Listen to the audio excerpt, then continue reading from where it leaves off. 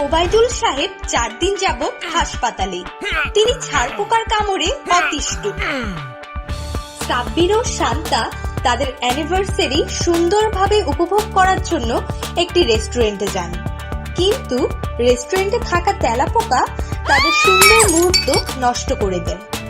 সজল সাহেবের সাজানো পরিবারের কাঠের আসবাবপত্র উই পোকা খেয়ে নষ্ট করে দিচ্ছে। আপনার সাথেও কি এমন হচ্ছে? কোনো চিন্তা নেই, পোকামাকড়ের হাত থেকে ঝামেলা মুক্ত করতে প্রস্তুত সুন্দরবন পেস্ট কন্ট্রোল সার্ভিস। শুধুমাত্র একটি কলে আমাদের এক্সপার্ট টিম পৌঁছে যাবে আপনার বাড়ি কিংবা অফিসে।